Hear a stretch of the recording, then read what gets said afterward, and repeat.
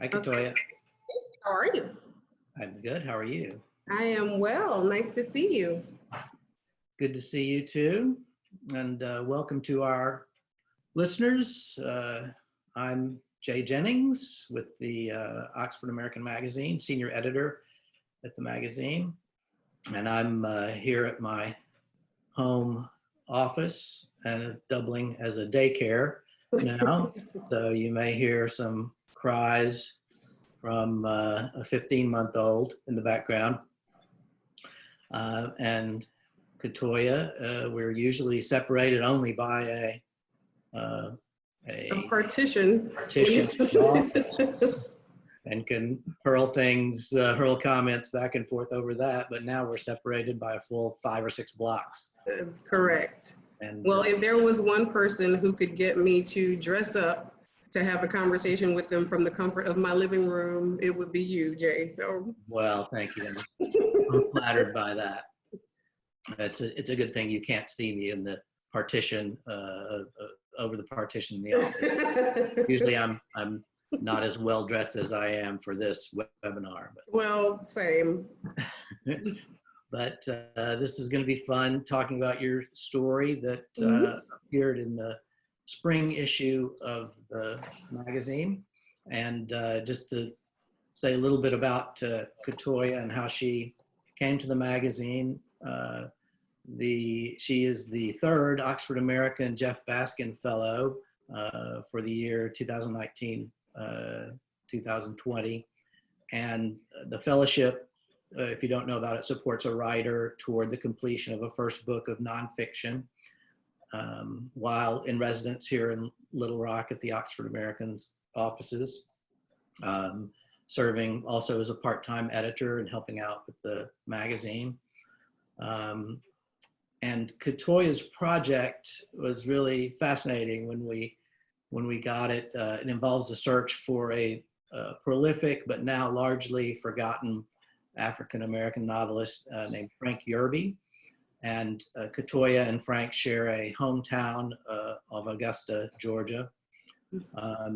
And if you're not familiar with the magazine, the omnivore section is, this is sort of an ideal piece for the omnivore section, in which a writer will explore a topic with some critical aspect to it, but usually there's a personal angle as well that gives a gut punch to what might otherwise,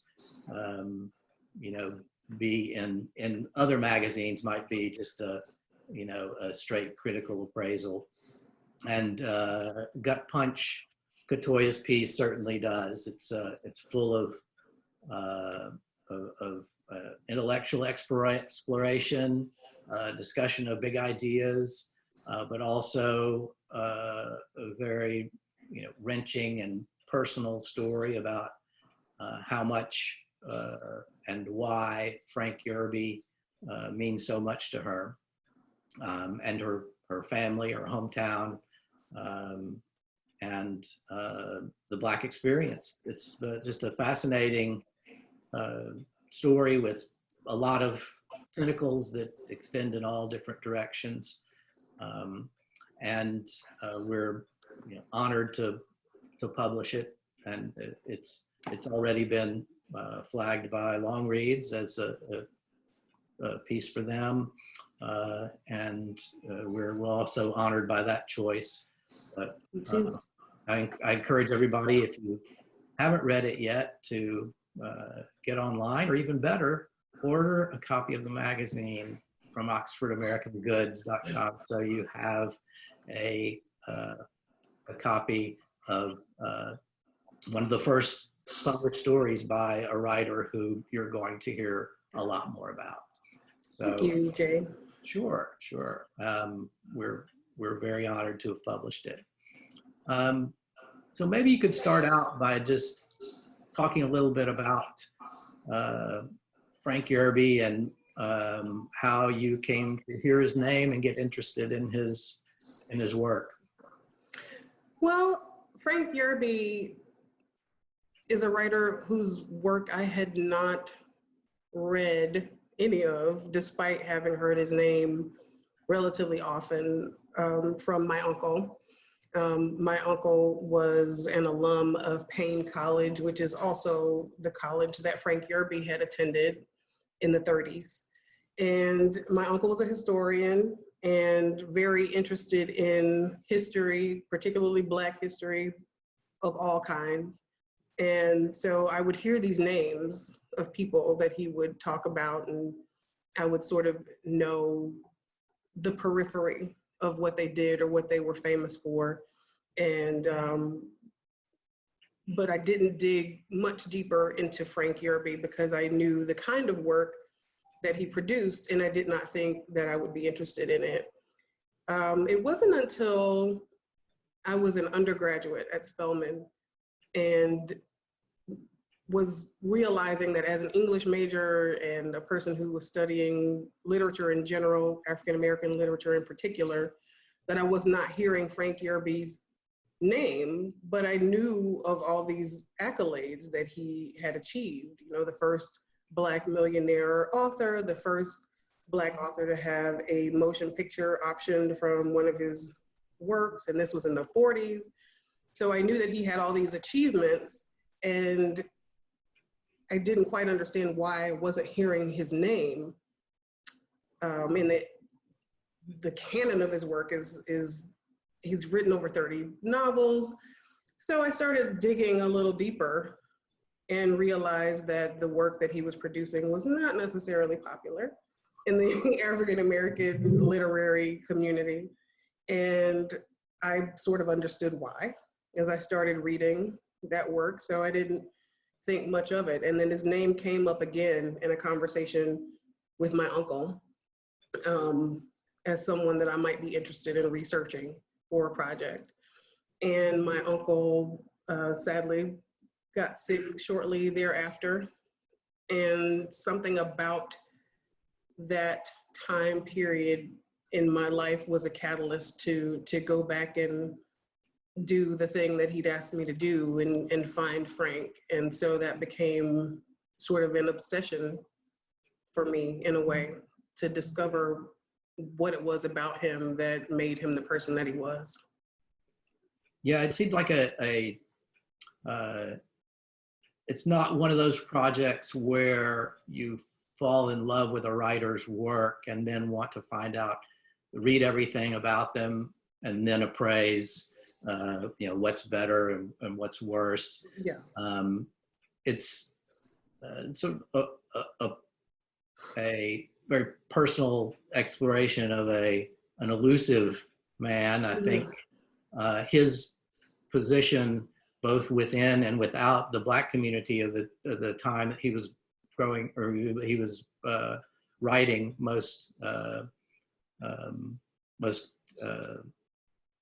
during that time that he was writing, was a really an interesting one that that places him in a strange place in relation to the canon of that time. And it seems partly because he decided to pursue a path toward genre work, or even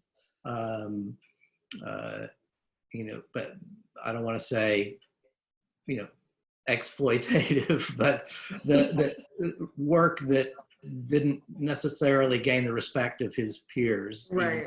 Even if it made him a very wealthy man. Absolutely.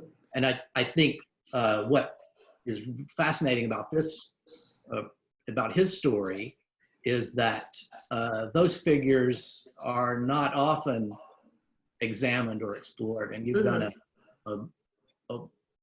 a wonderful job in excavating his not just his works, but his place within that community. Right. Thank you. Talk a little bit about that. Sure. Yeah, because I, as I said, when I first was introduced to his work and decided to pursue him as a biographical subject, it was not because I was in love with the work that he was producing. And that made me a little bit nervous because I thought that was a prerequisite for doing that kind of work. You know, I think you said you had to fish the novel out of the trash a couple of times, right? the Foxes of Harrow, yes, his first novel, which pointedly is not the work that my uncle told me to read first. And I realized later why he told me to start with the one that he did. But the Foxes of Harrow was really troubling for me. I'm sorry, I've not mastered the art of making my house soundproof yet. So apologize if you heard that. But yeah, so the Foxes of Harrow was really troubling for me, and in a lot of ways seemed to romanticize the antebellum South in a way that I was uncomfortable seeing an African-American author do. So yeah, it was that book found itself in the trash a couple of times. But that actually made me more interested in him as a person, not less. So beginning to do that work and then seeing some of the earlier pieces that he'd written that could be considered protest literature, that did sort of fit the mold of what you would expect a writer who came up during the Harlem and Chicago Renaissances to produce. It's started painting this different sort of picture, and made me want to know what caused him to make that leap from one genre, if you will, to another. And the first thing I thought is that the decision for him to do that was largely economic, which I'm not sure that he could be blamed for, in my opinion, at the time, if he was trying to sort of break the glass to enter the realm of the Langston Hugheses and the James Weldon Johnsons of the world, and that wasn't working. And then he produced what he himself thought was a trashy novel, but it made him a millionaire.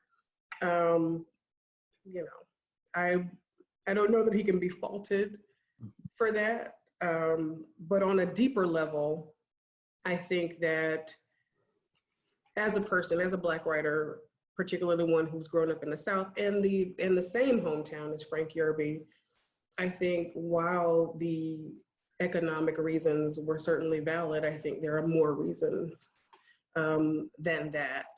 And I was interested to see what those were. I have no idea if I answered your question or not. I think there was an answer in there, sure. So what I was, let's talk a little bit about process now, and the process of both this book and also this particular story. First of all, did you have in mind that you were going to write a straight biography of him, and that was the initial intention, or did you try to do something more personal from the beginning? No, I entered the MFA program at UGA with the idea that I was writing a biography of Frank Yerby.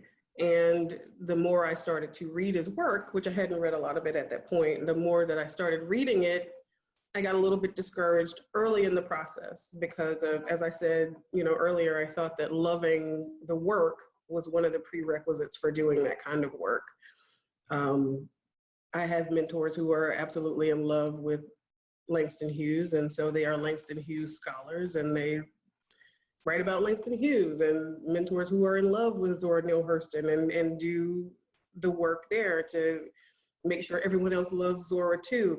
I did not love the work that I had read by Frank Yerby at first, and I felt that I would be doing him a disservice by trying to write a biography about him, not having these strong feelings, these strong positive feelings about his work.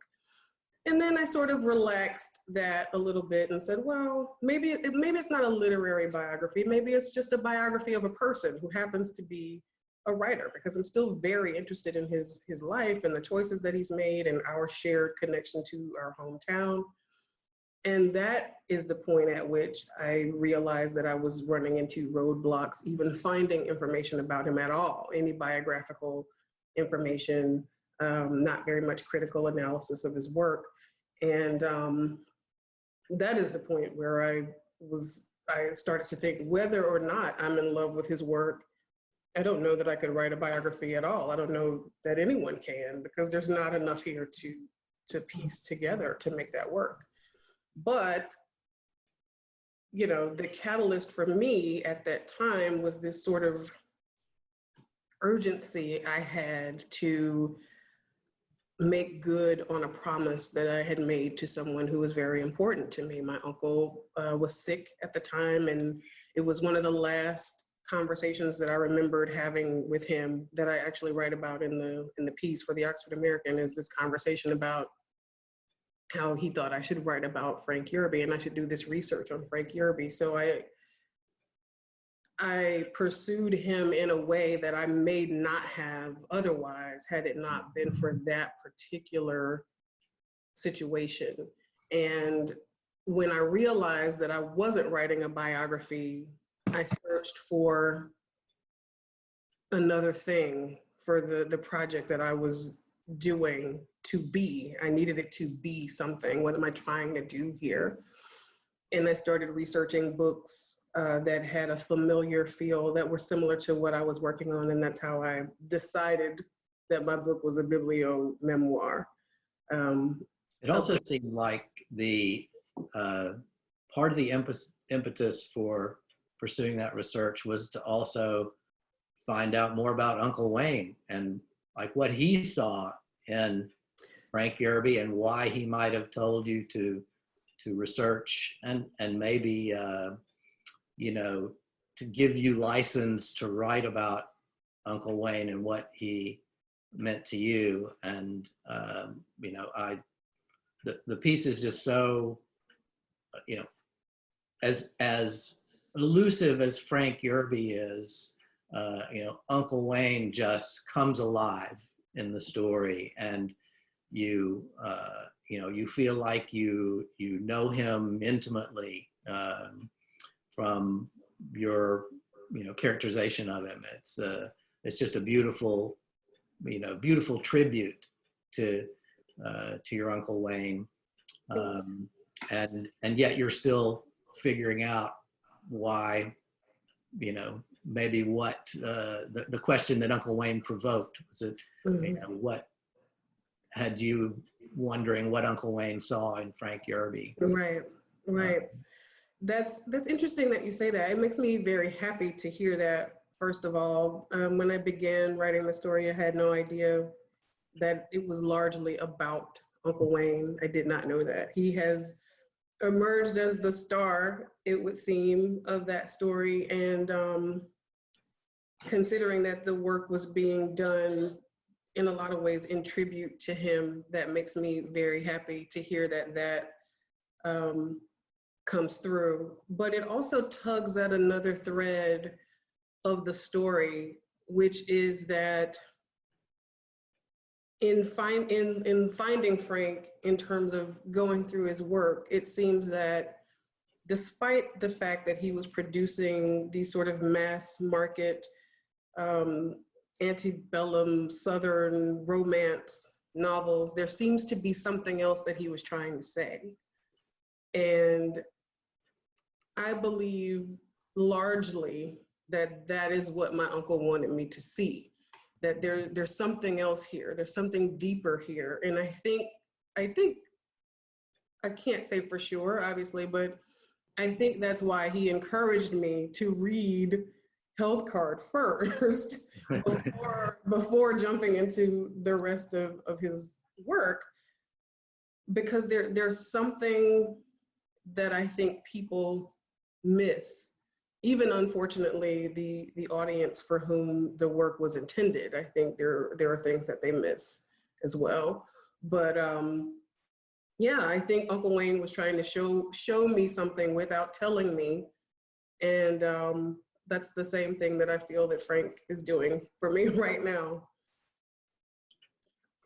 Well, I also, you know, think it provides the story, provides a look at a specific place, Augusta, Georgia, at the time that Frank Yerby was growing up there, and at the time that you were growing up there. And there's some beautiful, lyrical and yet concrete writing about what it's like to skate down the sidewalk, for instance. And your voice,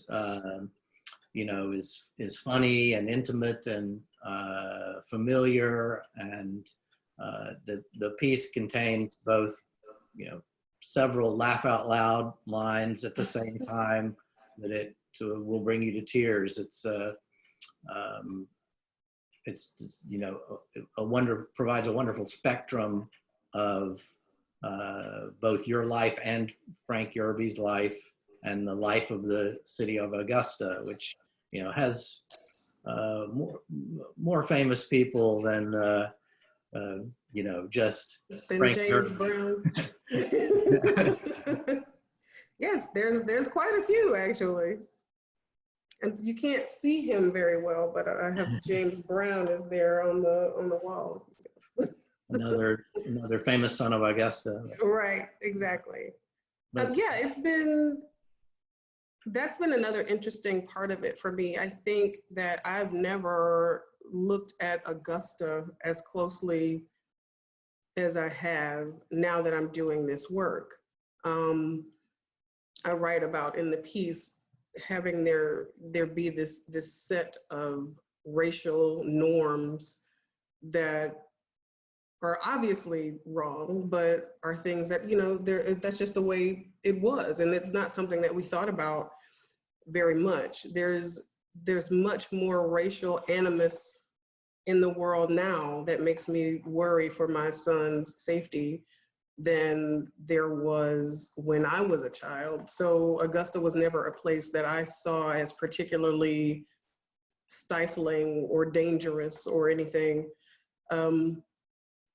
But there certainly are things that are tenets held over from a time that was less idyllic, and they're resurfacing now. But certainly Frank would have been in the thick of those times, and my uncle also in the at the sort of peak of the civil rights movement would have been privy to lots more racial tension than I was. So it's caused me to do the kind of deep dive into the place where I grew up that sort of shines a light on things that I hadn't thought about before, that have actually affected me in ways that I would not have thought had I not been doing the research for this project. So.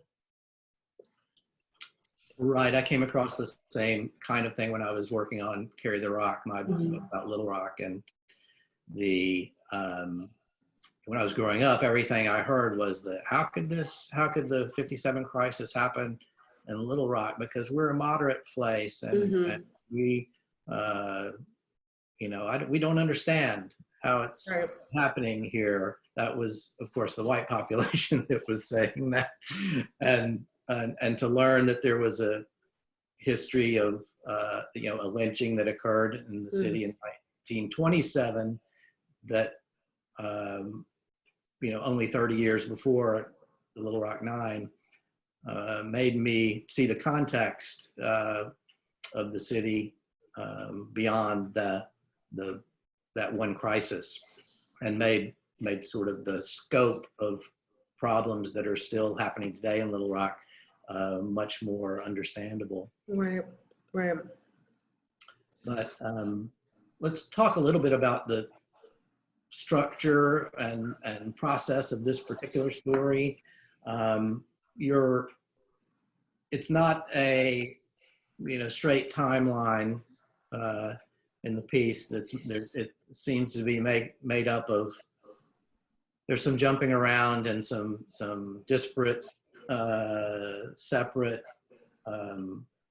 scenes and sections that all sort of weave together in certain ways. And I wonder if you could talk a little bit about your process and when you go about tackling a story you know is going to be long and involved like this one, and how you seek to structure it. That's a good question. I'm sure that process is different for me every time with every project. For this one in particular, first of all, I had a lovely editor. You might know him, but who helped with the structure quite a bit. But I knew that there were at least 3 main threads that would be told along their own particular timelines that needed to come together and be cohesive and make sense. And despite being these sort of 3 disparate storylines, they needed to be one story that they needed to make a whole, in other words.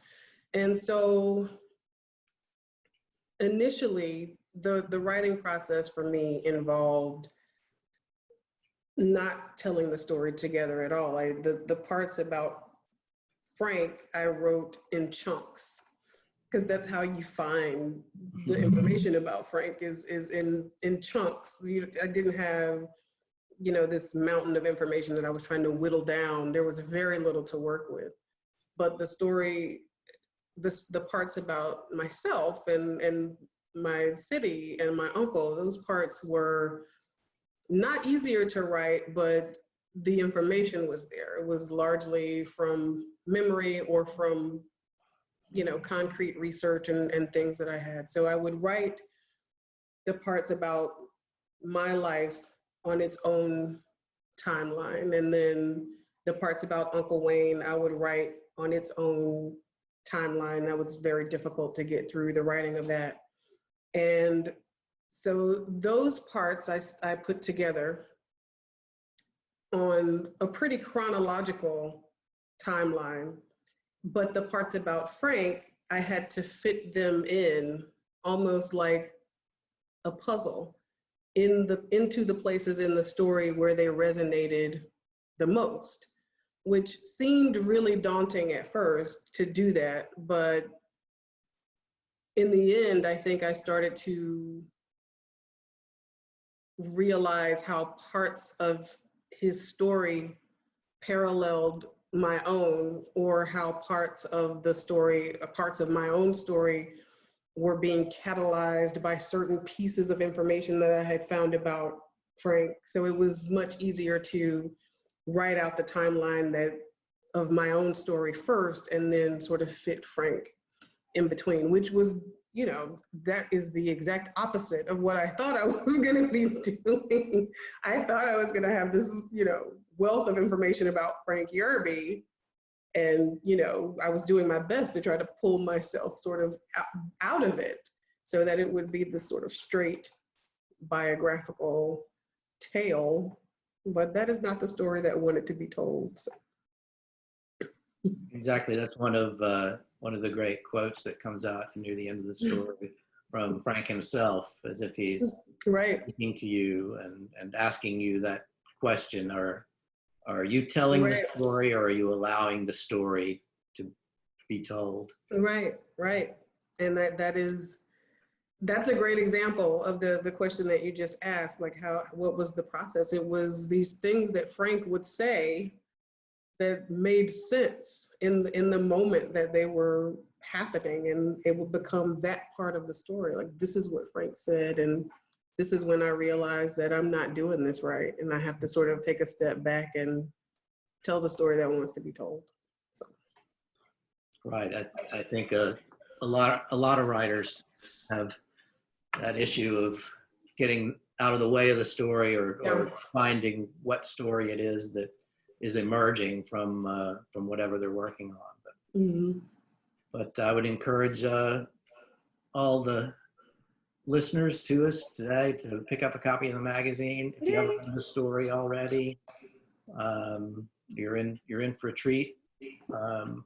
And I really hope that I get to see you in person, KaToya, I hope so. Oh, I miss y'all so much. before your fellowship ends. But I know, gosh.